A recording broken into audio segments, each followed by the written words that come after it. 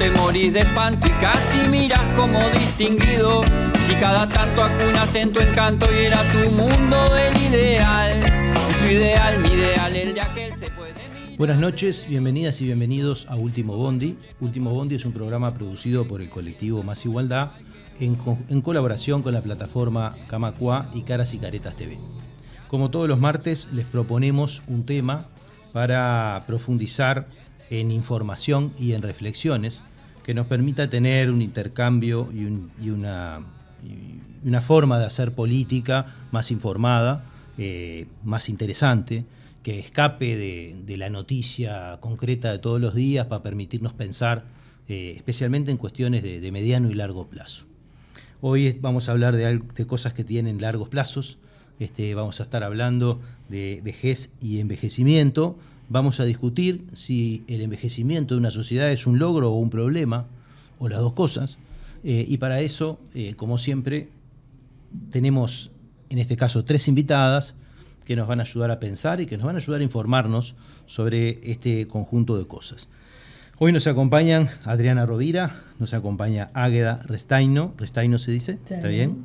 Y Mariana Paredes. Las voy a pasar a presentar para después dejarlos con el primer bloque de reflexiones que tiene que ver sobre, el cambio demográfico, esto que se dice el envejecimiento de la sociedad, ¿verdad? Y las consecuencias sociales y políticas y de políticas públicas que tienen estas cuestiones. Voy a pasar a presentarlas. Mariana Paredes es socióloga y demógrafa, tiene un doctorado por la Universidad Autónoma de Barcelona, coordina actualmente el programa de población de la Facultad de Ciencias Sociales de la Universidad de la República y trabaja en temas de envejecimiento y vejez desde el año 2004. Coordinó además el Centro Interdisciplinario de Envejecimiento entre 2015 y 2020, entre muchas otras cosas. Adriana Rovira es doctoranda en Psicología por la Universidad de la República, magíster en Psicología Social y licenciada en Psicología por la Universidad de la República, docente e investigadora en Derechos Humanos, Cuidados y Participación Política en el campo del envejecimiento y la vejez, y fue directora del Instituto Nacional de las Personas Mayores entre 2012 y 2020, también entre otras cosas que ha hecho Adriana. Y Águeda, que es una luchadora por la causa de las personas mayores, con muchos años de trabajo en el tema, defensora de los derechos humanos de las personas mayores, es animadora gerontológica, es periodista, actriz y escritora, y acá tenemos un libro después para pasarles para que sigan leyendo después del programa, y por lo que nos dijeron, era imposible que no estuviera en esta mesa. Así que con ellas 3 vamos a empezar este primer bloque que se trata de explicar un poco de qué estamos hablando, y para ver esta idea de los cambios demográficos y las consecuencias, vamos a arrancar con Mariana para que empiece este primer bloque. Mariana. Bueno, muchas gracias por la invitación. En general, siempre se empieza por lo demográfico. ¿Y por qué? Porque lo demográfico da un poco el contexto para otras problemáticas de distinto tipo. ¿Por qué da el contexto? Porque lo demográfico es relativamente sencillo. Se trata de saber cuántos somos en un lugar y en un momento determinado, y las tendencias de la que tú estabas hablando y que nos convoca un poco acá es el tema del envejecimiento de las poblaciones. El envejecimiento es un fenómeno que tiene unos años, el envejecimiento demográfico, en particular en otras regiones del mundo. En América Latina es el tema de este siglo. Digamos, el siglo pasado el tema demográfico fue el control de la fecundidad en la región latinoamericana, que no quiere decir en Uruguay. Uruguay es un país con un perfil demográfico muy específico y muy particular, de los países más envejecidos de América Latina, si consideramos el Caribe también junto con Cuba. Y Uruguay es un país envejecido desde 1950 y pico. O sea, se empezó cuando otros países de la región estaban con los temas de la fecundidad alta, digamos, y ese era el problema poblacional. Aldo Solari, un sociólogo muy conocido, empezó a hablar del envejecimiento demográfico en Uruguay y nadie le creía, o sea, que el Uruguay fuera un país envejecido ya en ese momento. ¿Por qué Uruguay es un país tan envejecido? Porque básicamente descendió los niveles de fecundidad, empezamos a tener pocos hijos ya desde ese momento, desde 1930, 40, 50, y desde antes habíamos empezado a vivir más tiempo. Entonces, el envejecimiento demográfico es esa ecuación. Menos nacimientos, más duración de la vida. Y hay otro componente de la dinámica demográfica, nacimientos, muertes, movimientos, que es la migración. El Uruguay fue un país primero poblado por inmigrantes y después con una tendencia a la emigración muy fuerte, y la emigración en general acentúa el envejecimiento poblacional porque se va gente en edades jóvenes o adultas, pero ni los niños ni los viejos. Entonces, en particular, Uruguay pasó a ser un país de migración a partir de los años 60, 70, con los acontecimientos sociales que todos conocemos, y tuvo un enorme pico de emigración en la dictadura militar y otro gran pico de emigración en la crisis del 2002. Digamos. Entonces, ¿por qué estamos envejecidos demográficamente? Básicamente por eso, porque nacemos cada vez menos, o sea, la sociedad, el país tiene cada vez menos hijos, estamos con una tasa global de fecundidad muy baja, no extremadamente baja, pero muy baja, y una esperanza de vida alta. No tan alta porque ya hay países de América Latina, que en particular Chile, que tiene una esperanza de vida más alta que Uruguay, pero básicamente es esa la cuestión. El envejecimiento. Hablar de envejecimiento demográfico no es lo mismo que hablar de situación de la vejez, demográfica de la vejez, ¿sí? Creo que es importante distinguir estos dos conceptos. Cuando uno habla de envejecimiento, habla de una sociedad envejecida, de un colectivo, digamos, envejecido. Todo, digamos, se ha escuchado y hemos escuchado muchas veces que las políticas de envejecimiento, las mejores políticas de envejecimiento son invertir en los jóvenes, por ejemplo, para mejorar cierta calidad educativa del país, para que los jóvenes sean más productivos, para vincular este tema al clásico también y conocido déficit que genera la seguridad social. No estamos hablando de políticas de vejez, ¿no? O sea, cuando hablamos de políticas de envejecimiento, hablamos de políticas que lo que procuren es esto de, bueno, la sociedad uruguaya se plantea revertir, frenar, generar alguna incidencia en el envejecimiento poblacional. No es lo mismo que pensar en la vejez. Hay que pensar en la vejez además de pensar en el envejecimiento. En particular porque se vive cada vez más tiempo, y lo que se vive cada vez más tiempo implica una heterogeneidad muy grande dentro de la población de personas mayores. O sea, no es lo mismo tener una persona mayor de 60 a 65 que de 70 a 75, de 90 a 95, de 100 y más, que cada vez son más los centenarios. Entonces, eso. Águeda. Bueno, es muy importante. Bueno, gracias por la invitación. Es muy importante lo que decía Mariana sobre el tema del envejecimiento y la vejez, que no es lo mismo hablar de yo soy una vieja de 83 años, que desde el año 90 vengo en este tema, que una persona que nunca estuvo en el tema de conocer sus derechos, de saber lo que es el proceso del envejecimiento. Y además, una cosa importante, que en nuestro país, allá por los años 60, 70, ya los pasivos de esa época, a través con don Paulino González, se habían formado como determinadas cosas para reivindicar sus jubilaciones. Pero nadie veía que el proceso era ya avanzado y que veníamos en un envejecimiento grande de la sociedad, en el cual llega un momento que somos más de 500.000 personas que tenemos más de 60 años.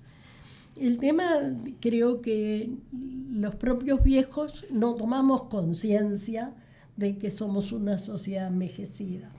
Y además Recién a partir de la segunda conferencia en 2002 se empiezan a tomar en América Latina y el Caribe determinadas situaciones que hacen que vemos que se vienen trabajando por los derechos de las personas mayores. Pero en realidad muchos no conocen que tenemos derechos, no saben cómo actuar, en fin, yo creo que si hablamos si es un logro o un problema, el envejecimiento, por un lado es un logro, porque la medicina ha actuado de forma tal que cada vez estemos en una situación un poco más para tener una vejez distinta, pero por el otro lado los gobiernos consideran que es un problema y que los viejos no sirven, no son los que tienen dar a la sociedad por dinero, por trabajo o demás, ¿no? No somos productivos. Ese es el concepto, digamos así, que tienen generalmente los gobiernos. Sin embargo, si las políticas fueran un poco más avanzadas, no seríamos un gasto, sino que se haría un ahorro hacia las personas mayores y estaríamos en una situación mejor, con dignidad para la vida, ¿no? Bueno, Adriana. yo creo que el llegar a la vejez o la prolongación de la existencia humana es un logro. Creo que el relato neoliberal transforma ese logro para algunas vidas en un problema social y tiene que ver con la distribución del capital. Y ese es el problema de las sociedades actuales. ¿Con quiénes distribuimos el capital? Creo que ahí el relato de la vejez como problema y el crecimiento demográfico en la región, hay como un anudamiento en el ascenso del neoliberalismo como política pública y el envejecimiento demográfico en la región, que inicia en la década del 70. Yo creo que esas dos cosas juntas es lo que van de alguna forma a generar esta producción política de interpelación de las personas viejas en la distribución de los recursos y del bienestar social como parte de una población que hay que atender.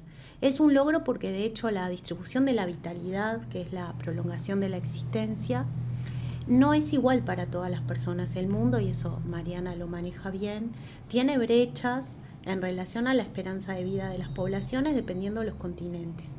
Por ejemplo, América con África tiene casi una década de brecha de prolongación de la existencia. América Latina con Europa tiene otra década de brecha de envejecimiento en la esperanza de vida. Y esto hace a cómo las personas viven y a cómo de alguna manera tienen acceso a recursos que generan una posibilidad de prolongarla. De hecho, Uruguay tuvo de manera bastante innovadora en la región un censo de personas trans en el año 2013 que hizo el MIDES, que analizaba la esperanza de vida en las personas trans y estaba en los 39 años. Y eso tiene que ver justamente con las brechas de acceso a bienestar. Es un ejemplo de población. Didier Fassin analiza de manera también de estudios antropológicos para Francia, y hay brechas hasta de una década entre población migrante africana con población francesa, que dependiendo la profesión, dependiendo el acceso a servicios de calidad, en lo que decía Águeda, al bienestar social. Entonces me parece que lo primero que hay que establecer como primer punto es que poder prolongar la existencia humana claramente es un logro, es parte de lo que las propias políticas públicas fueron interviniendo, pero que luego empieza un proceso de interpelación hasta cuando los estados logran sostener la prolongación de la existencia de algunos colectivos que viven en su curso de vida en situaciones de desigualdad. Hasta cuando las vejeces, esas vejeces impensadas, porque bueno, también esas poblaciones en situación de exclusión, de precarización, logran prolongar la existencia como subproducto de de alguna forma, de esas políticas públicas que intervienen en lo vital, cómo los estados de alguna forma van a responder a las necesidades del envejecimiento y de esas poblaciones que envejecen en situaciones desiguales que son a nivel estructural. Creo que ese es el conflicto, no la prolongación de la existencia que determina que las personas lleguen a edades vinculadas a lo que culturalmente o socialmente estructuramos como vejez, sino que llegan a esas poblaciones que van a requerir servicios públicos, distribución de bienestar y fundamentalmente que el capital tenga algún otro tipo de distribución que responda a esas necesidades. Me quedo un poco con la idea que vos trajiste al principio del envejecimiento como idea muy potente de la política global, ¿no? Es decir, porque mejorar las condiciones de envejecimiento es casi que toda una política entera, ¿no? O sea, de acceso a bienestar desde la infancia hasta llegar a la vejez, ¿no? Y porque en general miramos el problema de los viejos cuando son viejos, y esto que decías vos, que me parece bien interesante, porque cuando lo pensás al revés decís, bueno, ¿y hoy cómo se soluciona eso? Y hoy se soluciona como lo soluciona el mercado, ¿no? Cada uno accede a la sobrevida que puede en función del capital que logró y del proceso de envejecimiento que vivió. Lo que tú decís ahora tiene mucho que ver con el tema de cómo se distribuyen el dinero, ¿no? Cómo para determinadas cosas. Y se ha dado en este proceso de ahora de poner, bueno, para los niños menores de 5 años es la mayor cantidad de dinero, para los viejos no hay. Entonces es como poner en oposición. Nosotros no es que somos mejor que los otros ni los niños mejor. Son dos puntas importantísimas. Y eso es el tema del neoliberalismo. Son las mismas personas. Somos las mismas curso de vida. Claro. Que... Y además una cosa que decía Adriana sobre el tema de los trans, pasa lo mismo con, por ejemplo, con personas con síndrome de Down, que envejecen mucho antes que nosotros. A los 45 años ya es como si tuvieran 60. Y esa desigualdad no es atendida. Es decir, nosotros nos encontramos con que nos discriminan en todo momento. Sale este viejo de acá, este viejo que hace acá, o cosas así. Entonces, eso es lo que debemos pensar desde la sociedad. Tenemos que juntarnos para que esa discriminación y las políticas públicas atiendan esta franja. El año pasado, en el ciclo de problemas demográficos que hicimos el año pasado en el programa, que vinieron dos colegas tuyos, veíamos un poco al final del programa justo esta discusión, ¿no? Es decir, hay mucho que se ha planteado, incluso desde la literatura, las ciencias sociales, de la redistribución del gasto entre niños y viejos, o que se ha planteado como esta alternativa. En realidad, cuando uno profundiza un poco, en realidad diría, bueno, en realidad esto porque no nos animamos a discutir entre ricos y pobres, y lo hacemos entre viejos y niños. Pero claro, si uno parte de la base de que no se puede alterar el estado de cosas, termina en este tipo de discusiones, claro. Aunque capaz que tendríamos que construir un escenario mucho más amplio de discusión política para ver eso. Pero yo creo que en el fondo, y vamos a irnos ya al segundo bloque con esto, uno de los asuntos que está atrás de esto es que de la perspectiva económica pura, ¿no? Mercadista, neoliberal, como traías vos, este concepto del productivo o no productivo, como que sobredetermina todas las discusiones, ¿no? Y ahí pasa todo a ser gasto, y dentro del gasto empiezan los problemas de economía política, ¿no? De a quién le saco y dónde pongo y dónde saco, ¿no? Pero bueno, esta discusión del pasivo, como quien dice, o productivo, o improductivo, o inactivo, o cosa por el estilo, que todos esos nombres que se le ha puesto a este asunto cuando miramos a la vejez desde el punto de vista económico puro, lo vamos a abordar en el segundo bloque, así que no se vayan, que en un minuto seguimos en el segundo bloque de Último Bondi.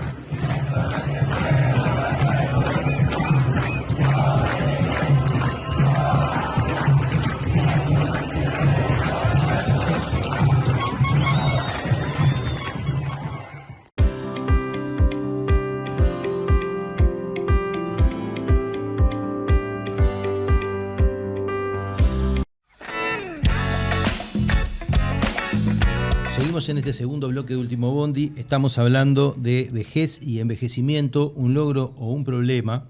Estuvimos tratando de definir un poco conceptualmente esta diferencia entre envejecimiento y vejez, algunas características que se introducen en la discusión política cuando hablamos de las restricciones que hacen un poco a esta idea de vivir más, pero de qué manera, ¿no? A este equilibrio que de una manera u otra se plantea, y a las limitaciones que muchas veces tiene la discusión cuando la damos en términos políticos. Pero queríamos ver, porque estábamos valorando esta idea de lo productivo o improductivo, de lo pasivo, de un conjunto de palabras que uno usa que son muy viejas, sí, que se han usado históricamente, que en realidad están cargadas de definiciones, ¿no? Y yo creo que esta de pasivo quizás sea la más la que necesita más interpelación, y en eso me parece que Águeda ha producido varias reflexiones sobre qué no es ser pasivo, como quien dice. Bueno, porque cada vez que se habla de la vejez, lo que se hace es hablar de las jubilaciones, pasividad y demás. Entonces el pasivo ha quedado como una cosa metida en la cabeza de la gente. No dicen soy jubilado, soy pasivo, me quedo quieto, estoy acá, no hago nada. Esa pasividad, porque son palabras que confunden y si los analizamos nos damos cuenta. ¿Por qué hablamos de pasivos? Porque se considera que al no ser un productivo, estás quieto, sos pasivo. Al no ser productivo en el mercado de trabajo. Claro, pero la persona deja de trabajar, pero se jubila del trabajo, pero no se jubila de la vida. O sea, esa pasividad es mentira, porque no la tenemos que tener. Somos capaces de poder hacer cosas que no hemos hecho en otra época. Así como yo el año pasado escribí el libro porque antes que mi memoria me fallara, porque viniendo de una familia con bastantes personas con Alzheimer, tengo que poner a práctica mi memoria, y escribí ese libro en que todos los movimientos sociales que se fueron dando. Acá hay movimientos de jubilados, hay movimientos de coros, de teatro, entonces eso es lo que la gente tiene que entender, que de alguna manera se pueden hacer cosas. No solamente mirar del punto de vista de lo económico, sino de la cuestión interior, nuestra cultura interior. ¿Qué me gustaría hacer?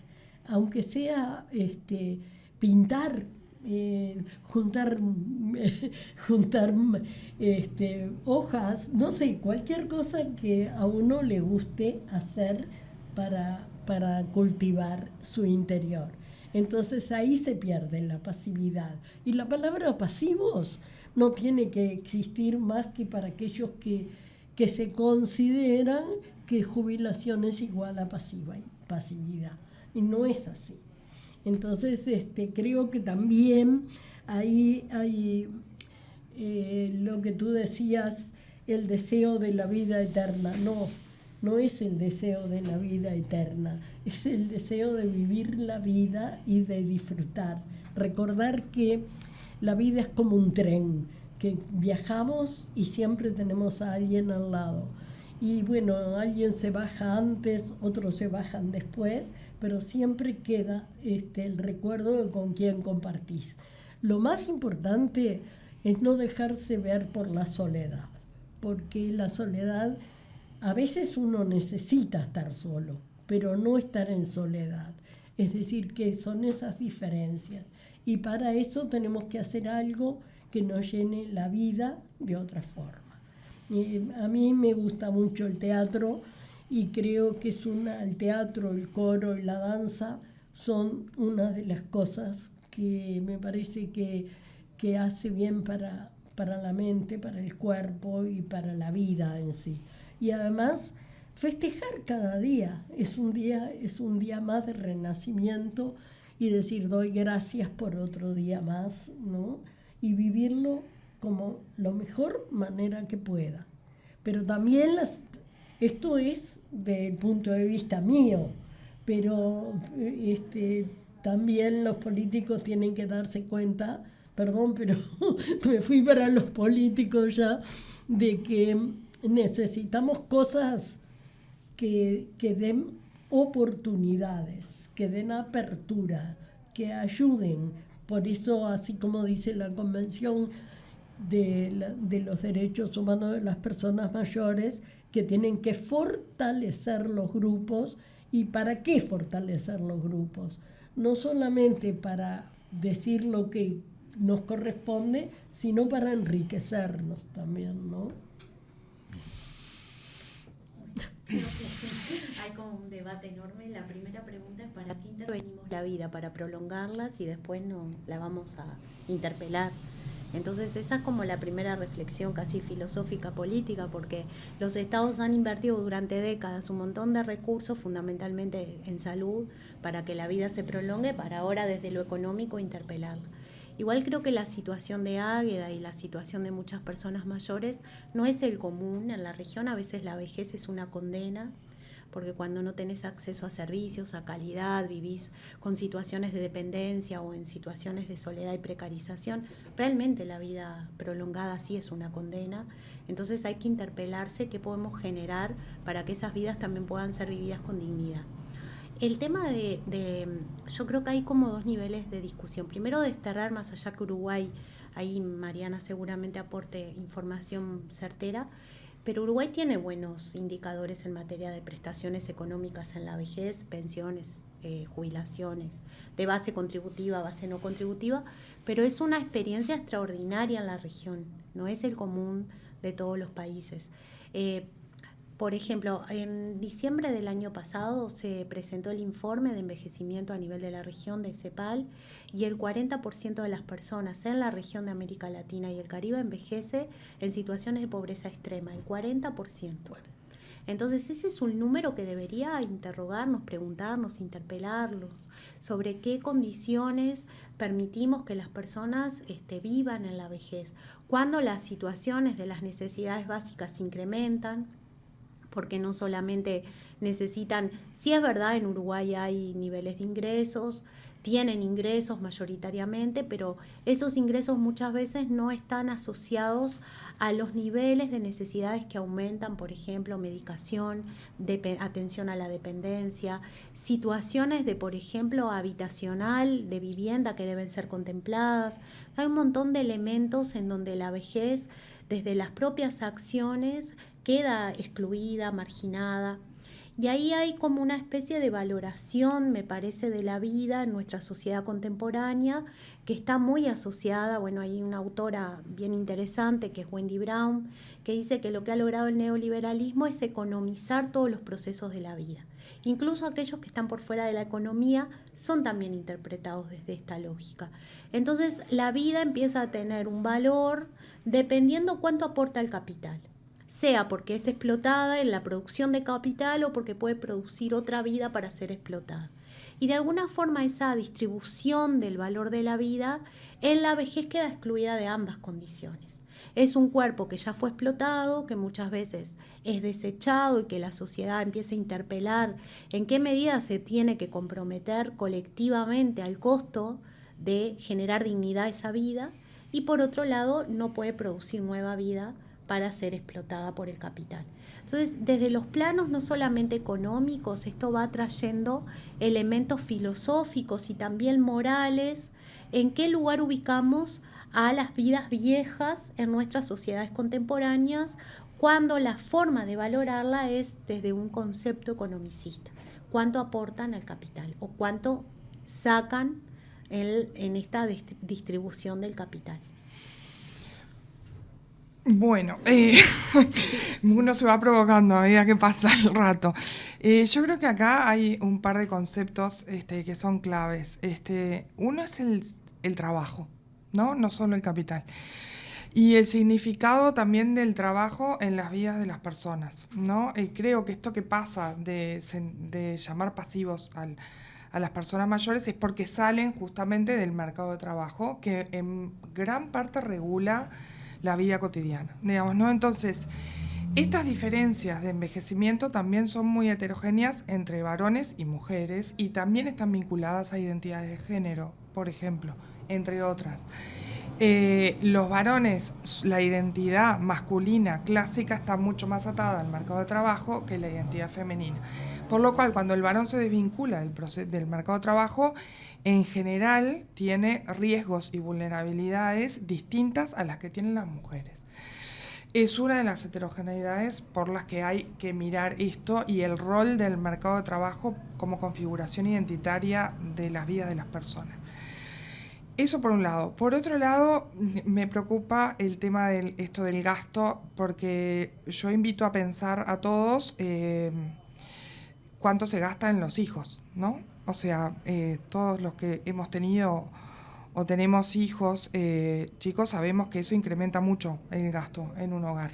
Y sin embargo, nadie lo ve como un gasto. O sea, en general se tiende a ver más como una inversión porque está asociado a, bueno, invierto en mi hijo y peor, cada vez el mercado y esta sociedad nos lleva a que, bueno, invierto, inglés, computadora, y entonces atomizo, digamos, al niño de un montón de cuestiones, de habilidades que tiene que tener para desempeñarse en esta misma sociedad, ¿no?, en la que estamos. A nadie se le ocurre ver al niño como un gasto. O sea, lo vemos en la vida privada, en los recursos, pero no como un gasto en la vida social. Y sin embargo, al viejo sí se lo ve como un gasto. Porque el niño va a ser productivo. Exacto.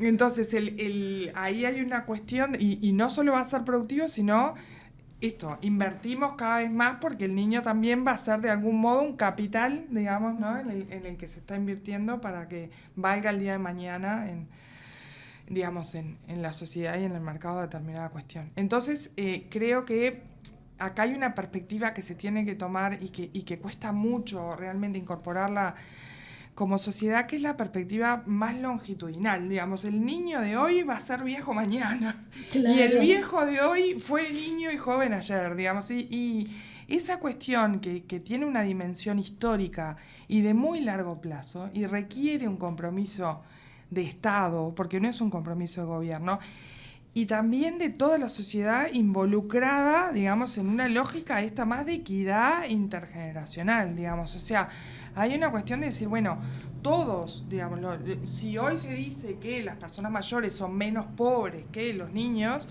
es porque las personas mayores también gozaron de esto que decía Adriana. O sea, Uruguay tuvo un muy buen sistema de protección social que permitió, digamos, llegar a las personas mayores.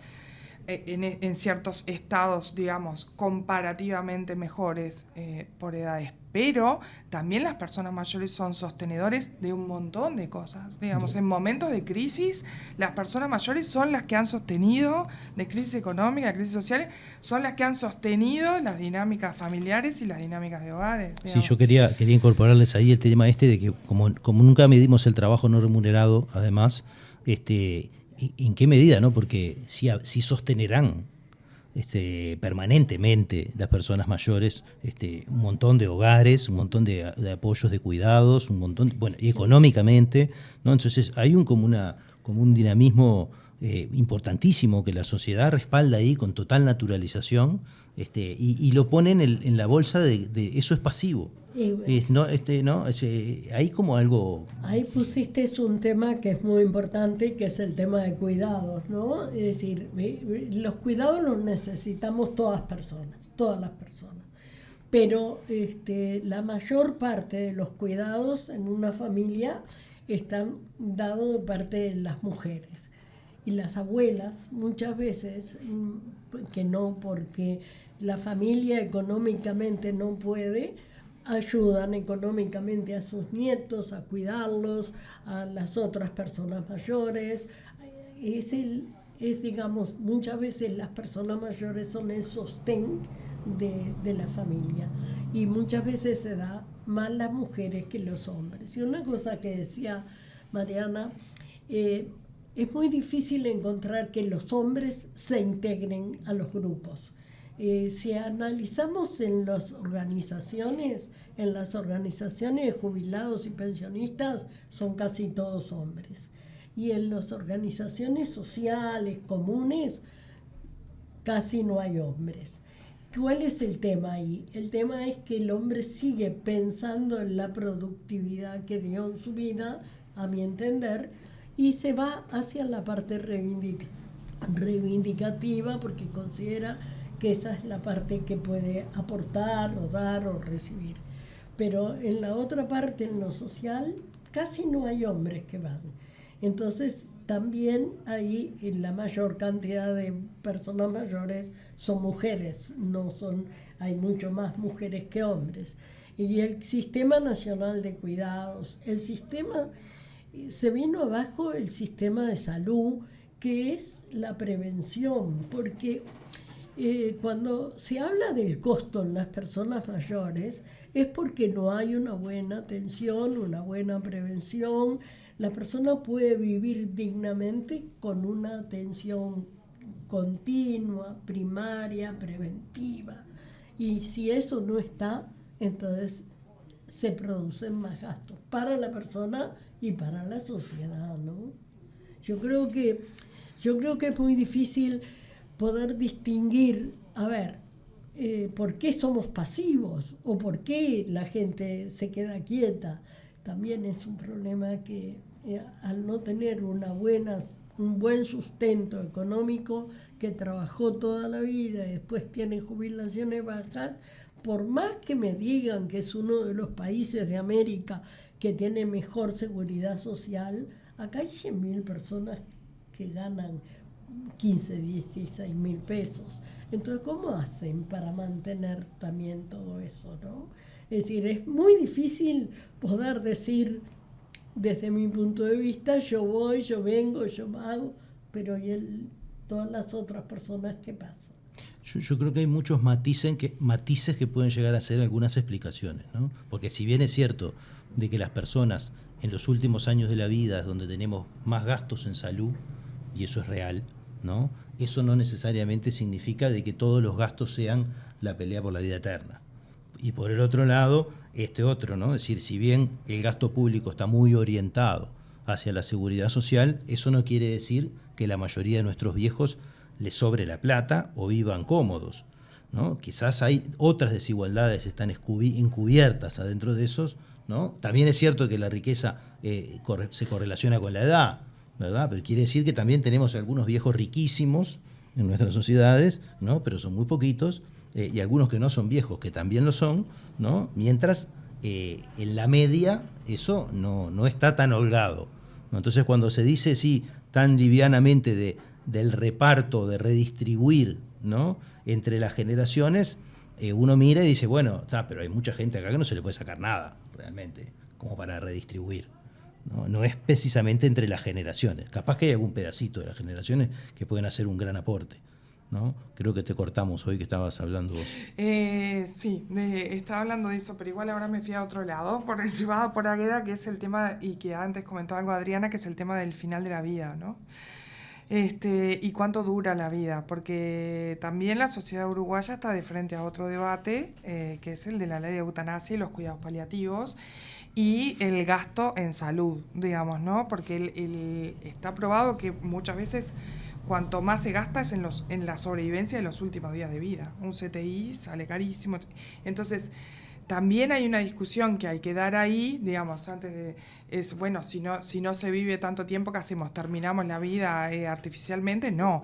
Pero también hay una discusión, digamos, que hay que dar sobre el derecho, digamos, a decir, bueno, cuánto, cómo y cuándo quiero vivir. Ese es un debate que se le viene a la sociedad uruguaya, digamos, y que también hay que darlo, digamos, que tiene que ver con esta cuestión de esta duración artificial extrema, hasta cuándo, hasta dónde, en qué condiciones. Voy a aprovechar para hacer el corte de 1 minuto, porque ya nos metemos en el futuro y es donde tenemos que ir en el último bloque de Último Bondi, así que nos vamos y seguimos en 1 minuto en el último bloque.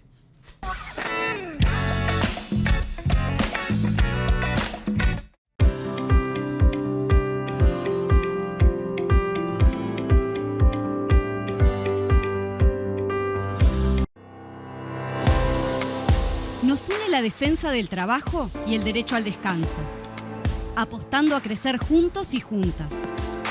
Nos une la memoria y una historia de lucha que llevamos con orgullo. Nos une jugar y divertirnos sintiéndonos iguales.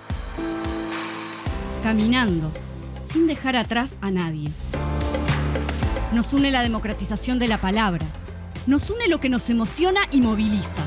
Nos une compartir y soñar el futuro. Con AEBU tenés derechos. AEBU, un sindicato, una comunidad.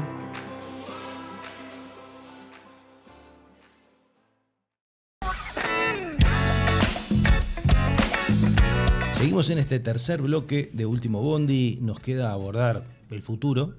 Ya empezamos a discutir un poco esto de el final de la vida. Discutimos a los pasivos que no son tan pasivos. Vimos la diferencia entre vejez y envejecimiento. Vimos un poco cómo es también la vida de los hombres y las mujeres, que es muy distinta, llegado a los últimos tramos de la edad. Y la cortamos, Adriana, antes de terminar el segundo bloque, que iba a empezar a hablar de este último tema. No, yo creo que hay como dos dimensiones que a veces no entran en la discusión con esto que traía Mariana, del costo de la vida en los últimos días y bueno, también quienes pueden aprovechar esos recursos y quienes no. Pues eso también es un debate muy importante. ¿Quiénes logran acceder a cuidados paliativos, a la prolongación de la existencia, condiciones muchas veces con un gasto, un alto costo? Me parece que hay como dos dimensiones que debemos debatir, que no todas las vidas valen iguales y no todas las vidas tienen los mismos derechos. Me parece que eso es el primer elemento que hay que plantearse. Entonces, lo pienso en un ejemplo por fuera de la vejez, quizás, para poderlo pensar y problematizar. Ahí hay una autora feminista francesa, Lucie Irigaray, que aborda este tema con respecto a los tratamientos de fecundidad en las mujeres en Francia. Bueno, si hay tantos niños que no logran acceder a niveles básicos de dignidad en la vida, que no tienen una familia, que no tienen posibilidades, que nacen sin futuro, ya que se trata de futuro este bloque, niños que nacen sentenciados a no tener futuro, ¿no? Hemos resuelto las tasas de mortalidad en la infancia. América Latina también ha jalonado su esperanza de vida a partir de ahí, pero no podemos negar que hay muchas infancias que no tienen futuro, que nacen condenadas, niños que emigran a Estados Unidos caminando por el continente, que son de alguna manera violentados, situaciones muy complejas. ¿En qué medida una sociedad, y esto es un debate muy controversial, en qué medida entonces esa misma sociedad que deja sin futuro esas vidas financia tratamientos sumamente costosos para que otras vidas puedan tener su propia reproducción biológica? Entonces son debates, no todas las vidas valen igual, y mientras no nos sinceremos en eso, me parece que hay como un debate que no termina de cuajar. Y el otro gran debate tiene que ver con esto del trabajo, que hasta el momento el trabajo era el que nos permitía distribuir cierto bienestar social. Yo vendo mi fuerza de trabajo, bueno, las mujeres por un lado éramos expropiadas de una fuerza de trabajo en el cuidado no remunerado o en las tareas domésticas no remuneradas, y por otro lado vendíamos nuestra fuerza de trabajo y con eso lográbamos una cierta negociación, accedíamos a la distribución de ciertas cosas en la sociedad. El trabajo está en crisis y de hecho la reforma en seguridad social que hoy Uruguay aprobó va en contra de esto que traíamos hoy, de estos indicadores que son bastante interesantes en relación a la región, de niveles de cobertura. Hay países que en la región, no quiero nombrar los países pero se podría dar un debate, que tienen el 28% en materia de cobertura en seguridad social en la vejez. Acá nomás, cerquita. Entonces, si Uruguay no tiene esos niveles, tiene que ver con cosas que ha hecho en materia de esta distribución que el trabajo permite de acceder a la justicia social. Está en crisis porque el empleo está en crisis, estamos en un gran debate, ¿qué empleo para qué? Cómo se distribuye a partir del empleo, cómo se accede también a las condiciones de justicia social una vez que uno sale de la fuerza productiva remunerada. Entonces son debates que debemos colocar en clave también de envejecimiento, porque si no es como quedamos en una dimensión un debate poblacional y en otra dimensión un debate económico. Y me parece que hay una cuestión ahí que articula ¿qué es esto? No todas las vidas valen igual, hay vidas que no valen, que no tienen capacidad de nacer en condiciones que les permita asegurar que van a poder crecer, que van a tener posibilidades, que van a poder envejecer en estas sociedades. Entonces de pronto hay debates de, bueno, ¿cómo fomentamos la fecundidad para ser más? Yo preguntaría, ¿y cómo damos condiciones para quienes nacen en situación de desigualdad puedan acceder a condiciones de dignidad? Escuchando a Adriana, se me ocurrió también algunas cosas que conversábamos con unas personas más jóvenes. ¿Qué son los viejos para los más jóvenes? Porque también es eso. A ver, yo, por ejemplo, no conocía a mis abuelos. Sin embargo, toda persona mayor que andaba cerca mío decía, así me gustaría que fuera mi abuelo. Entonces, yo pienso esto, ¿no? Decía, ¿qué significa una persona mayor en una familia? Y eso no es tomado en cuenta, es decir, no es un sujeto de necesidad, sino que es un sujeto de derecho que tiene el mismo derecho que el niño. Entonces, eso también incide en saber, a ver, qué podemos hacer en un futuro. Es decir, no, yo un poco no quiero entrar en el debate de lo que habló Mariana, porque realmente es un tema que me preocupa que se ponga foco en esas cosas, como leyes para cuidados paliativos y el tema de eutanasia sí, eutanasia no. Digo, no quiero ese tema porque a mí me llega muy de cerca con cosas que han pasado en el correr de la vida. Pero sí, es decir, ¿qué pasa con los viejos en otras culturas? ¿Cómo son los viejos de otras culturas?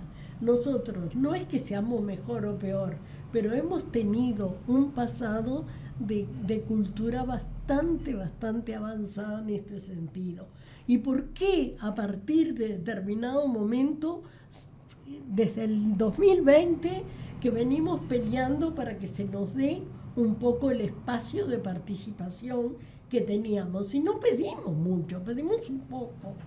Y eso no sucede. Por otro lado, cuando hablamos de soledad, generalmente hablamos de las mujeres solas. Y esta gente más joven me decía, los hombres también están solos y no se habla de ese tema. Y después, de lo que vos has hablado siempre, de los hogares asistidos o compartidos, el tema de la vivienda. ¿Por qué no podemos tener, como en otros países, viviendas compartidas, asistidas, tratadas, y que jóvenes que estén estudiando puedan tener, hacer ahí una pasantía de cuidados a cambio de vivienda, como creo que es en Suiza o en otros países que hay? Entonces, todo eso es el futuro. Ahora, tenemos que reconocer que existe una ley que nos ampara, que es la ley 19.430 de aprobación de la Convención, el derecho a la participación, el derecho a la salud, el derecho al cuidado, el derecho a la vivienda, pero sobre todo el derecho a tener una vida digna. Y ese es parte de lo que creo que tenemos que pedir para el futuro, ¿no? Es decir, exigir esas cosas que nos están quedando para atrás y que los viejos, en este momento no sé cuántos viejos habrán, porque la pandemia dejó mucha gente en el camino, pero no solamente por fallecimiento, sino también por temas de salud que tuvieron temor, angustias, depresiones, y todo eso fue quedando, y hay una más desparejo que antes, aunque todas las vejeces no son iguales, pero está más desparejo en este momento. Mariana. Bueno, yo creo que hablar de vejez es difícil y en general es difícil porque hay un prejuicio frente al envejecimiento y frente a la vejez y una negación muy grande, digamos, de la vejez en las sociedades de consumo también, donde se vende juventud y antiarrugas. Y creo que también hay que hablar de muerte. ¿Por qué hay que hablar de muerte? Porque la vida termina en algún momento y porque, por ejemplo, las tasas de suicidio que se está hablando mucho en el Uruguay, de lo altas que son, digamos, y se está enfocando mucho en políticas vinculadas a los jóvenes, la mayor parte de los suicidios ocurren en edades avanzadas y en varones, digamos. Entonces, creo que también entiendo, digamos, que hacer una cosa no quiere decir no hacer la otra, digamos, pero creo que eso también se invisibiliza, digamos. Yo estuve en unas discusiones en el Ministerio de Salud Pública y el foco terminó siendo los jóvenes, que me parece bien, las tasas de suicidios en jóvenes, por supuesto que sí, pero hay toda una temática acá vinculada a la salud mental, esto que mencionaba Águeda, la salud mental, la soledad, que también hay que abordarlo, digamos, y que hay que abordarlo como una problemática social y también diferencial, digamos, y también con acceso desigual, digamos, a esta cuestión de cómo se accede y cómo se vive al final de la vida. Otro tema es el que sacó Adriana, ¿no? El de bueno, nacimientos, fertilización asistida versus políticas de natalidad, pero eso sí, creo que atiende a una discusión sobre el envejecimiento demográfico, que insisto, no es lo mismo que discutir sobre vejez. O sea, el envejecimiento demográfico es decir, bueno, si cada vez hay más proporción de personas mayores en las sociedades, que es lo que pasa en este país, hay una persona cada 5 mayor de 60. Probablemente el censo de que esto haya aumentado. A los 60 es viejo, a los 90 no es el mismo viejo que a los 60. Uno quiere revertir esa situación, como tú decías, probablemente sea muy difícil de revertirla, pero hay que dar una discusión sobre el ingreso de nuevas personas, digamos, a la sociedad, de nuevos nacimientos o de nuevos inmigrantes, porque son las dos maneras en que se entra, digamos, a una sociedad. Es un debate distinto, digamos, el de, bueno, lo que Adriana comentaba, una vida, cuánto vale una vida, las vidas que valen, hay que darles valor y en ese sentido hay que, digamos, generarles equidad, digamos, de acceso. Pero otra discusión es, bueno, vamos también a favorecer, digamos, artificialmente nuevas vidas, ¿no? Porque en realidad es eso. De la misma manera que vamos a seguir prolongando artificialmente. Entonces acá hay un vínculo entre la bioética, si se quiere, que por eso digo, ya me estoy yendo, que también, digamos, nacer y morir son hechos biológicos, están en el corazón de la demografía, son hechos biológicos y atañen a un debate que nos tenemos que dar como sociedad. Es impresionante la cantidad de capas sí. y dimensiones que tiene esto y la cantidad de ellas además que son enigmáticas o bueno, ¿no? Son cuestiones imposibles de tener una valoración liviana del asunto, o cuando vemos las consecuencias de tener una valoración liviana y vemos algunas discusiones públicas sobre cuestiones demográficas que son terribles del punto de vista de que significan, no sé si un autoengaño, pero por lo menos un engaño a los demás sobre qué significa, ¿no? O sea, pretender rejuvenecer a una sociedad a partir de políticas de natalidad, por ejemplo, probadas durante décadas en todo el mundo y sabidas absolutamente ineficaces en cualquier parte, cuando en realidad los únicos atisbos de mejora en ese sentido están en la coparticipación, ¿no? en la sociedad de bienestar, ¿no? O sea, en la protección social y en la coparticipación en los roles de género, ¿no? Sin embargo, del otro lado, totalmente se vienen a impulsar ideas de estas. Comento estas cosas para que entendamos a la distancia que estamos muchas veces como sociedad de discutir las cosas, por lo menos con la información disponible, ¿no? Como para tener una discusión seria donde uno se pueda posicionar y diga, yo siento esto y quiero esto después de informarme. Y no antes, a partir de los prejuicios que uno... Yo creo que estas discusiones son tremendas discusiones de futuro, ¿no? Y hay otro tema clave con esto, que es cuánto pueden las propias personas mayores participar de las discusiones que les atañen en la política pública. Cuánto vamos a discutir sin incorporarlas, sin que formen parte de la discusión. En realidad, los colectivos de población que luchan por elementos de igualdad, de equidad, tienen que formar parte de la discusión, lo ha mostrado el movimiento feminista. Si no, las mujeres no hubieran empezado a presionar, a participar, a tratar de impactar en lo que es la agenda, en la definición de la distribución del bienestar social, ¿cuánto se habría movido realmente para incorporar los derechos de las mujeres? Lo mismo pasa con las personas mayores. Ahora creo que, y acá me parece que es importante esto, que la participación política de las personas mayores, las personas viejas, está atada a las condiciones en las que viven. Ahora, si yo tengo unas situaciones de desigualdad, de precarización, de enfermedades crónicas, de aumento de dependencia, de desinformación, de falta de espacios de democratización, ¿dónde participan? ¿Cómo participan? Entonces, me parece que hay también... Y esto creo que tenemos que estar atentos en la sociedad, atentas, de que los procesos de interpelación de las personas viejas también es un desalojo de la capacidad política de formar parte y de impactar en las discusiones de lo político, que lo político tiene que ver en cómo definimos la distribución, la resolución de los problemas, que entendemos que son problemas que nos atañen, que requieren discusión y que no. Entonces, muchas veces lo que sucede también con el prejuicio de la vejez es que estos temas no son importantes o que de alguna manera pasan a ser marginales. Esto que trae Mariana en una discusión vinculada a salud mental, a la tasa de suicidio, donde, bueno, el foco pasa queda marginal en los temas de vejez, queda marginal la agenda en materia de violencia de género en las mujeres viejas, queda marginal también la visibilidad de las mujeres viejas y los varones viejos que también cuidan, por ejemplo, el aporte en materia de transferencias a las familias, que muchas veces son quienes generan en realidad las transferencias y permiten que en crisis económicas o en situaciones complejas son el sostén. Habituales.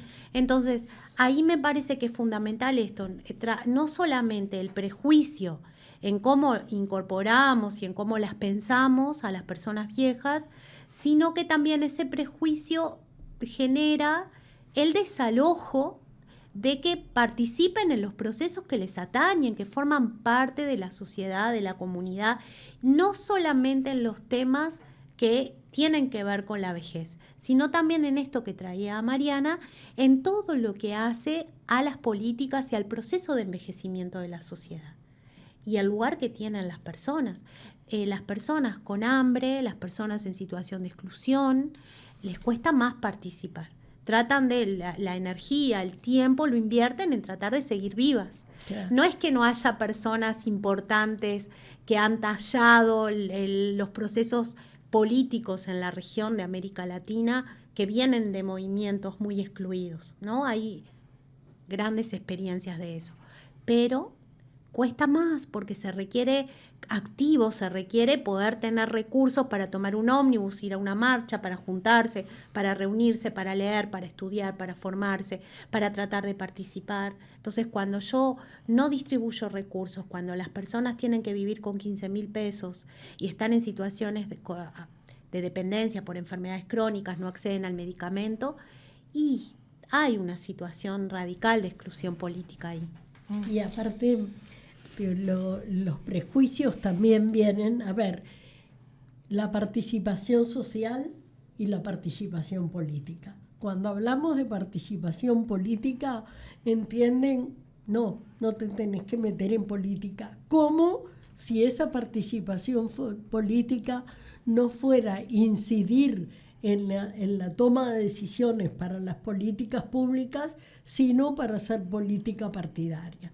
Entonces ahí lo que hay que insistir también, mientras podemos, estar incidiendo en la formación de gente para tomar decisiones en participación política, social y económica, porque eso también es parte del prejuicio, ¿no? Es decir, ¿por qué te metes? Porque si ya estás viejo, ¿qué necesidad tenés de estar diciendo esto o el otro? Y después también el temor a la muerte, que no se habla del tema de la muerte, porque lo importante es saber la vida, hablar de la vida, pero saber que en algún momento de la vida llega el final. el paso siguiente en la muerte. Y cuando hablamos de la vejez, no se dan cuenta los más jóvenes que tienen que hablar del envejecimiento y de la vejez, porque si no, lo otro sería peor, morirse joven, ¿no? Es decir, un poco analizando esas cosas. Mariana, para cerrar. Sí, no se puede hacer política si no hay diagnóstico. Y en este país hay poco diagnóstico sobre la población de personas mayores, muy poco. O sea, se ha hecho diagnósticos se han hecho encuestas de juventud, se han hecho encuestas de uso del tiempo, se han hecho encuestas de uso de TICs. O sea, no hay encuestas a personas mayores continuas, digamos, que hay que seguirlas, que hay que tenerlas. Se han hecho encuestas de factores de riesgo que no incluyen a las personas mayores, que se hacen hasta los 64. O sea, no sabemos, no podemos dar cuenta de la heterogeneidad de la población de personas mayores, de esta diversidad. No podemos calcular la esperanza de vida diferencial, digamos, por sectores sociales, porque la información que tenemos para la esperanza de vida es la de la muerte, y la muerte, la información que tenemos del registro de muerte no incluye indicadores sociales que nos permitan construir tablas de mortalidad, que son el elemento para la esperanza de vida socioeconómicamente diferenciadas. O sea, ese es una variable que se introduce, que es muy sencilla en un país que tiene relativos buenos registros como continuos de nacimientos y de muertes. Pero además no hay encuestas, digamos, no hay seguimiento de las personas mayores. No sabemos qué heterogeneidad tenemos. Es muy poco lo que sabemos. Yo creo que todas esas cosas, esas ausencias devienen de esta idea, ¿no? de que no nos importa el suicidio en la vejez, de que no nos importa cómo Dios, porque ya pasaron la vida productiva. Entonces el capitalismo es así, y con lo que no va a producir no tiene compasión, pero tampoco tiene conciencia, porque realmente es un montón de escenario de la vida, incluso en el productivo, donde los viejos son portadores de un enorme conocimiento y son los encargados de transmitirlo. En los oficios es clásico, ¿no? La transmisión del conocimiento, ¿no? práctico, es materia del que lo ha hecho antes y de que lo ha acumulado por mucho tiempo. También en la academia, ¿no? El acumulado, es verdad que después de cierta edad quizás uno funcione menos, pero es cierto también que a veces cuando se van algunos personajes, ¿no? que tuvieron una larga trayectoria de investigación y de trabajo científico, las pérdidas son difíciles de remediar. Entonces, creo que hay una forma de volver a traer este tema, especialmente desde el activismo. Y bueno, queremos un poco recomendarles después este libro de Águeda Restaino que hizo el año pasado, y que tiene un poco que ver con esta memoria de activismo y de vejez activa.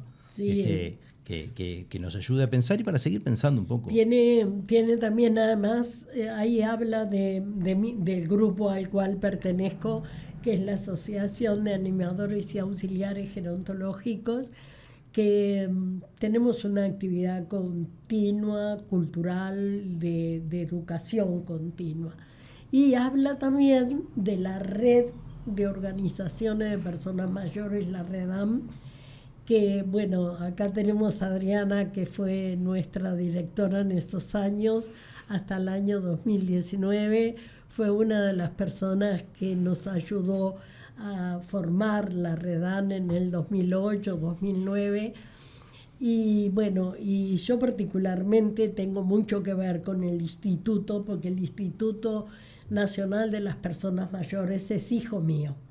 ¿Por qué? Porque fui una de las que peleé en el 2009 en la Comisión de Diputados para que se terminara la sanción de la ley que hacía la creación del Instituto Nacional de las Personas Mayores. ¿Y por qué lo defiendo? Porque es importante para nosotros. Quiero hacer una última vinculación con esto que decía Mariana y ya nos vamos, que es que el activismo, y bueno, creo que el movimiento feminista ha demostrado fuertemente esto, ¿no? O sea, el activismo es uno de los principales factores que desencadena la generación de información, ¿no? Y sin información es imposible hacer política. Así que, bueno, bienvenida a esta actividad. Muchas gracias. Muchas gracias a ustedes por estar estos minutos con nosotros. Y bueno, nosotros nos vemos el próximo martes en otra propuesta de Último Bondi. Buenas noches.